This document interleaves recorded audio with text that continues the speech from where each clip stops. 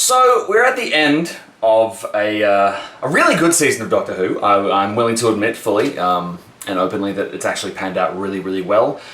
This episode was technically, I guess, the end of a three-parter. You know what? No, it's the end of a great season. It's all been fairly tied together well with an episode called Hellbent, which is episode 12 of this season. And technically it's the 35th season of Doctor Who, apparently, because this show's been going for ages.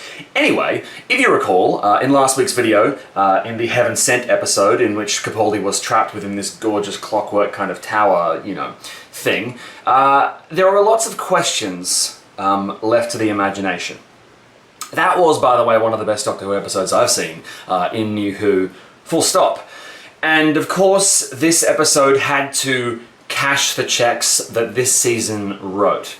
How did they do? They did pretty well. Of course, it started with Capaldi rocking up on Gallifrey in what appeared to be a weird kind of western, and I think the implication is that Time Lord Society has fractured to the point where the common folk are basically just living in this feudal kind of society, though, because, I mean, the fact that they didn't speak I found a little bit weird, but it felt like a western. It was kind of cool. So the implication is that Time Lord Society has basically gone into, like, total upper class aristocracy in the military, and then just, the poor folk. And so the poor folk shielded the Doctor, presumably because of his role in the Time War, which is the same reason that the soldiers refused to shoot him. The Doctor then booted Rassilon off Gallifrey.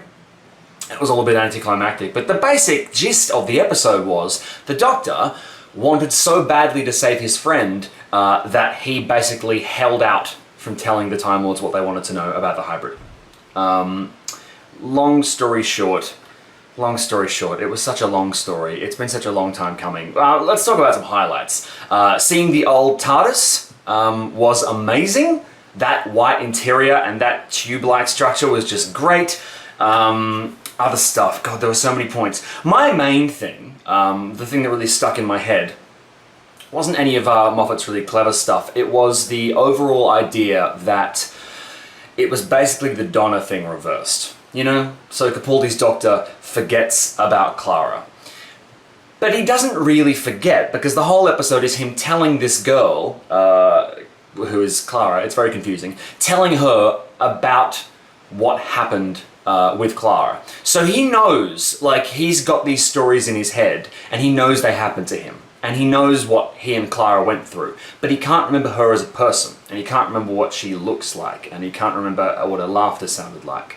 So he's telling this to Clara, which is effectively, in a bookend narrative kind of way, I think, Clara making sure that he hasn't totally forgotten about her, and that even though they can't hang out anymore, she's still a part of his life. Which is kind of way better and happier than the Donna Doctor thing anyway, because Donna has no idea who the Doctor was and doesn't remember anything. Whereas the Doctor has these stories. And at the end, of course, he gets a face to connect to it. Because obviously when the diner dematerializes around him, he realizes that, look, after seeing the graffiti on his TARDIS, that's Clara, she's okay, and I know how her story ends in that it's going to keep going. It just has to keep going without me. Because if we're together, we're gonna wreck shit. So the question as to whether he and her were the hybrid, I think, was kind of apocryphal. I don't think it really matters that much. I'm glad we didn't see Missy at the end. I.e. Maisie Williams, Ashilda was fine. I love the idea of Clara and Ashilda going off and having adventures together.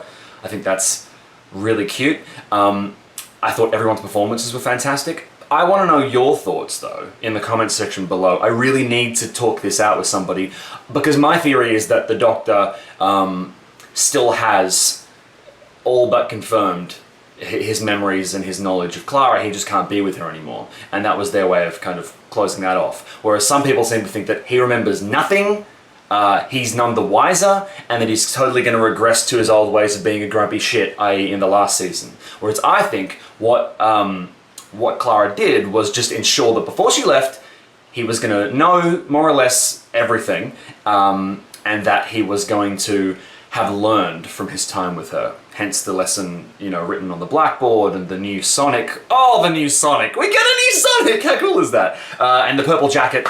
I think it's important for this story to have actually left something with Peter Capaldi's Doctor.